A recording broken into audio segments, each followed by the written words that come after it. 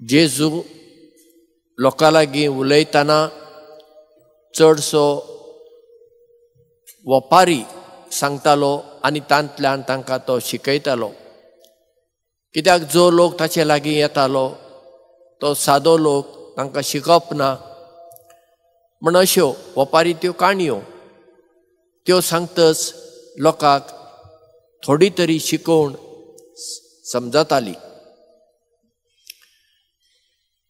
आयच्या वांजेलांत एक वाक्य आसा, जेजू म्हणटा, जाका चड दिलां ताका आनिकूय चड देव दितलो आनी ताचें माप भरोवन वतलें, आनी कोणा लागीं ना ताचे लागीं आसा तें सयत देव काडून घेतलो. विचित्र न्ही? आसलेल्याक आनी कित्याक जाय, आनी कोणा कडेन ना ताचे कडेन आसलें कित्याक काडून घेवंक जाय? हें चिंतप आमचें. देवाची मांडावळ, देवाची चिंतप वेगळेंच. कोणाक देव कृपा दिता आनी जो कोण त्या कृपेक पाळो दिता ताका देव आनी चड दिता, आनी कोण पाळो दिना ताचे कडेन आसलेंय देव काडून घेता. हाका जबाबदार कोण? देव न्हय, आमी. आनी जेजून सांगली उतरां मोजेसाच्या जिवितांत आनी सांत इनासाच्या जिवितांत आमकां दिसून येतात. आयचें पयलें वाचप आमी आयकलें. आतां इस्रायल प्रजा सिनाय दोंगरा लागीं आसा आनी देव मोजेसा कडेन उलयता, पूण लोकांक देव दिश्टी पडना. लोकांक फकत कूप दिश्टी पडटा, उजो दिश्टी पडटा, धुंवर दिश्टी पडटा, आनी लोक जाणा देव मोजेसा कडेन उलयता. देव कितें उलयता मोजेसा लागीं तें लोकांक आयकूंक येना, पूण मोजेस देवाक रूप पळयता. आनी आयच्या वाचपाच्या शेवटाक आमी आयकलें, देव मोजेसाक म्हणटा, तूं आतां वयर दोंगरार ये. लोकांक देव आपयना, लोकांक सकयल रावंक जाय. मोजेसाक आपयता. कित्याक? मोजेस देवाक विस्वासी रावलो. वय ताणें एक पावटी चूक केली, ते खडपाचें उदकाक एक पावटी बडी मार म्हणल्यार खडपार ताणें 2 पावटी मारले आनी देखून देवान ताका शिक्षा दिली. पूण ती एक गजाल सोडली जाल्यार मोजेस देवाक विस्वासी रावलो, पूण इस्रायल प्रजा रावूंक ना. परत्यान दुसऱ्या देवाशी ती वताली. इनासाच्या जिवितांत सयत देवान इनासाक चड आनी चड दिलें. आमी जाणाव इनास एक सैनीक, सोल्जर. तें सगळें सोडून तो जेजूचो पाटलाव करूंक भायर सरता आनी तो बार्सेलोना शारांत हावन आतां जेरुजलेमाक वचूंक आशेता. पूण ताचे आदीं तो रोमा शाराक वचून पाप साहेबाक मेळून पाप साहेबाचें बेसांव घेवन मागीर जेरुजलेमाक वचूंक आशेता. आतां बार्सेलोनांत हावन रोमाक वेतलो जाल्यार तुवें तारवाचेर वचूंक जाय.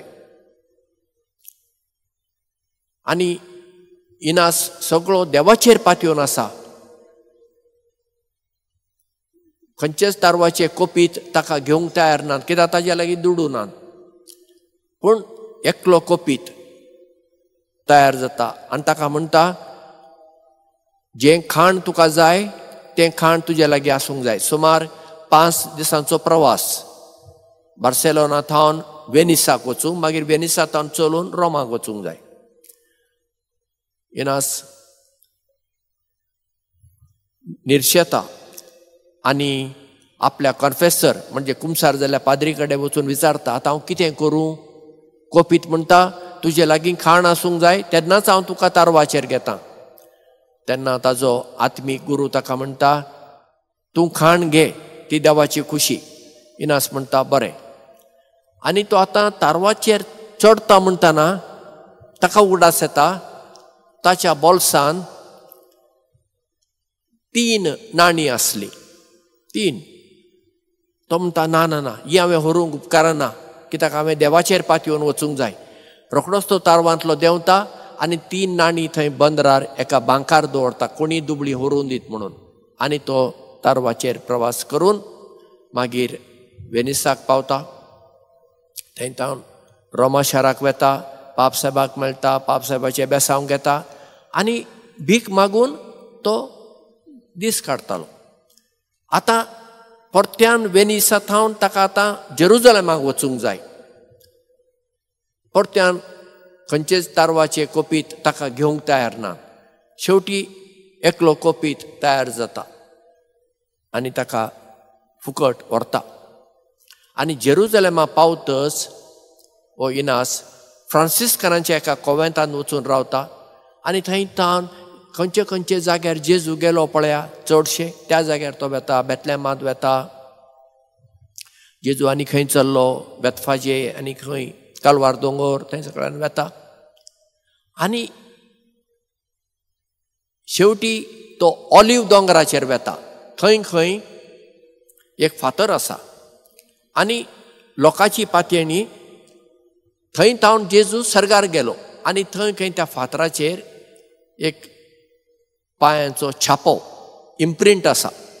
इनास थंय वेता, भक्तीन मागणें करता आनी फाटीं फ्रांसिस्कन कॉवेंतांत येता. मागीर ताका दुबाव येता. हांवें तो पळयल्लो पांय दावो काय उजवो जेजूचो परत्यान धांवता. थंय आसले ते राखणदार ताका सोडिना. पयले फावटी पळोवंकूय ताका राखणदारान सोडलें ना. आपणा कडेन असलें कानेत पेन नायफ दिवन ताणें त्या फातरा लागीं वचून मागणें केलें. आतां दुसरे फावट गेल्या वेळार राखणदार ताका सोडूंक तयार ना, कित्याक रात जाल्ली आसा. वो ताका आपणा कडेन कातर आसली ती ताका दिता आनी परत्यान वचून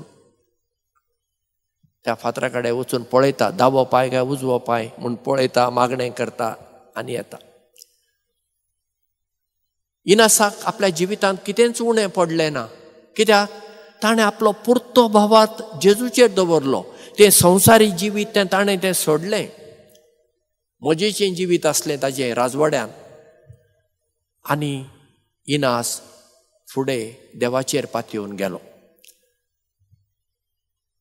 आमी मोजेसा भाशेन आनी सांत इनासा भाशेन देवाचेर आमचो पुर्तो भावार्थ दवरल्यार देव आमकां सांडिना. आतां तुमी म्हणशात देव तांच्या कडेन उलयतालो. इनासाक स्वप्नांत जेजूचें दर्शन जातालें आनी जेजू ताजे कडेन उलयतालो. आमच्या कडेन देव उलयता काय? वय, आमचे कडेन देव उलयता, पूण आमी आयकूंक तयार ना.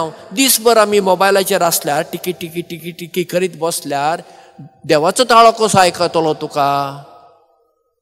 दीसभर तूं तुज्याच कामार आसाय. दीसभर तुका मागणें करूंक वेळ ना, तुका नियाळ करूंक वेळ ना, शांत बसूंक तुका वेळ ना. मागीर देव कसो उलयतलो तुजे लागीं? जेन्ना तूं शांत बसताय दोळे धांपून, वगोच खंय बस, इगर्जेन बस, घरान बस, बागेन बस, न्हंयतडीर बस, दर्यातडीर बस, खंय बस, पूण शांत बस दोळे धांपून. देवाचो ताळो आमकांय आयकूंक येतलो. पूण अशें करूंक आमी देवा कडेन मागूंक जाय. सायबा उलय, हांव तुजो चाकर, हांव तुजी चाकर्ण, आयकता. तर असलें उक्तें मौन आमचे थंय येवंक आनी देवाचो अणभव आमकांय जावंक, देवाचो ताळो आमकांय आयकूंक येवंक देवा लागीं मागुया.